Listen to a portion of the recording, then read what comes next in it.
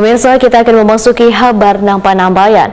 Dua orang warga pemilik lahan di Jalan Raya Purna Sakti, Kelurahan Desa Telaga Biru, Banjarmasin Barat, didampingi kuasa hukumnya dari Kantor Hukum Borneo Law Firm, mendatangi kantor wilayah Ombudsman Kalimantan Selatan terkait dengan akan dieksekusi berupa pengosongan tanah di daerah Jalan Raya Purna Sakti, Kelurahan Desa Telaga Biru, Banjarmasin Barat, yang di atasnya berdiri bangunan rumah yang ditinggali oleh Nur Helawati wan Aris Susanti Adil.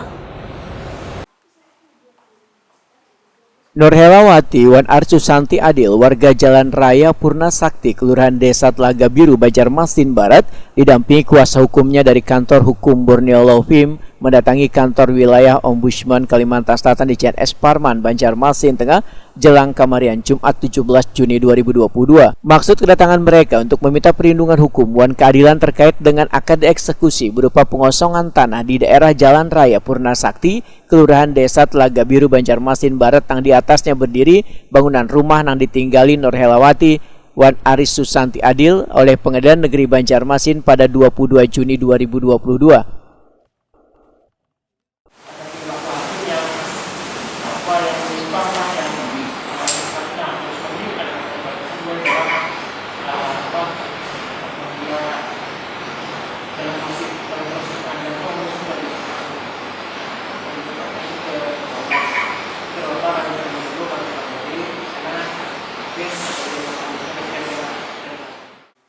Asisten penerimaan wan verifikasi Ombudsman Kalimantan Selatan Sofian Hadi, Wahid Takuni Prima TV, menyatakan sebelum mengambil tindakan maka pihaknya akan mempelajari terlebih dahulu laporan yang mereka buat. Sofian Hadi menilai langkah yang diambil kuasa hukum Borneo Law Firm datang ke kantor wilayah Ombudsman Kalimantan Selatan sangatlah tepat.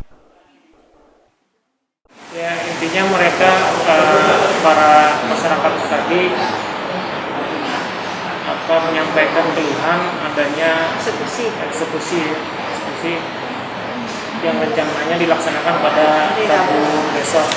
Nah, mereka menyampaikan keluhan ke Ombudsman agar eksekusi itu diharapkan ditunda dulu. Nah, kami sudah menerima surat dari masyarakat dan dalam waktu dekat akan kami pelajari dulu. Nah, kami sampaikan juga Ombudsman ini ada keterbatasan kewenangan, jadi Ombudsman tidak bisa campur tangan apabila masih dalam proses pemeriksaan pengadilan. Jadi setelah ini apa yang dilakukan setelah menerima laporan? Kami akan merapatkan bersama dengan pimpinan untuk menentukan apakah laporan ini merupakan kewenangan Ombudsman atau tidak. Pemilik lahan Nur Helawati didampingi Aris Susanti Adil berharap kedatangannya ke kantor wilayah Ombudsman Kalimantan Selatan untuk melaporkan permasalahan yang mereka hadapi supaya nantinya akan mendapatkan keadilan. Minta keadilan lah. Nah, yang karena rumah kami itu katanya tanah yang hendak diambil oleh Amin Cahyono ini sudah batal, ada sertifikatnya sudah dinyatakan oleh pertanahan sudah batal 213, tetapi tetap ngotot. Justru ukurannya kadang lagi berbeda kesana. Ada yang sehari yang yang terbuka satu dihilangkan habis yang itu perlu kita semua. Kalau diberikan 16 diambilnya, jadi sisa habis sudah tadi baiknya 25 meter, karena kita panjang 25, lebar 16. Sekarang habis sudah semua diambil karena ada yang sebenarnya punya kita 11 yang digugat ke Andi Cahyono. Tapi kalau dia menggugat, sedangkan yang digugat itu sertifikatnya sudah batal dinyatakan oleh kantor pertanahan. Dan dulu kami datang ke Ombudsman sudah pernah datang serta dikit bilang bahwa sertifikat kami sudah selesai, ini saya sudah selesai, cuma masih pending karena ada 2 putusan. Jadi kalau jadi kami tidak suka sertifikat kami itu ada lagi karena kami selesai, tapi jalur hukum yang kami jalankan sampai hari ini sertifikat belum dikasih. Kalau kami sudah menang mau diambil.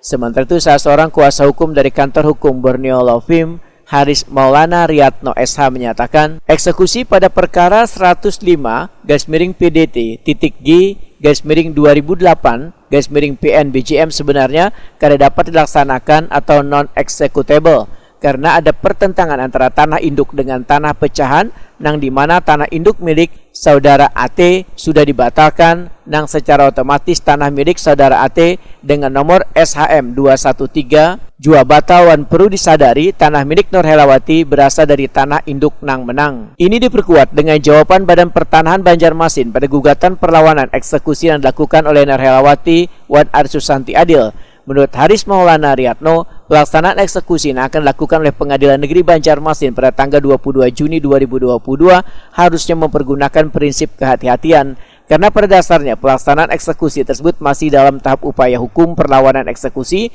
dan masih dalam proses pemeriksaan pada tahap kasasi.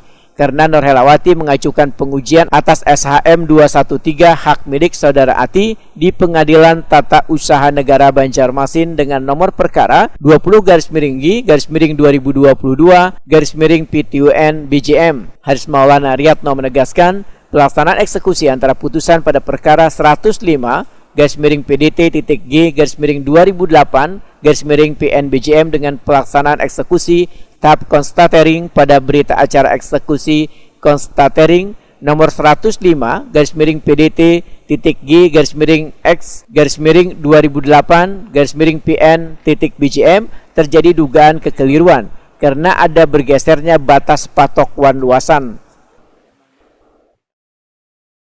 Masih ada upaya hukum yang masih berjalan. Lalu kemudian di Pengadilan Tata Usaha Negara yang juga telah kami daftarkan dengan nomor perkara 20G tahun 2022 masih tahap pendaftaran dan sudah ada sidang nanti hari Kamis ini kalau tidak salah. Harapannya dengan upaya hukum kami ini menjadi dasar dan sikap bagi Pengadilan Negeri Banjarmasin untuk tidak melaksanakan eksekusi tersebut. Lalu kemudian karena dari pertanahan sudah membatalkan sertifikat AT tersebut. Lalu kemudian yang terakhir, setidaknya berkaitan dengan pelaksanaan eksekusi itu harus dilaksanakan dengan komprehensif dan mendetail. Karena kalau kita telaah antara putusan Pengadilan Negeri Banjarmasin dengan konstatering berbeda. Jadi jika kita telaah berdasarkan peta, jadi seharusnya jika Pengadilan Negeri Banjarmasin berpatokan pada hal seperti ini, misalnya dari putusan itu seharusnya tanah Buati yang hijau ini, yang kuning, ini tanah Padangnya dan tanah Ibu Aris ada di belakang.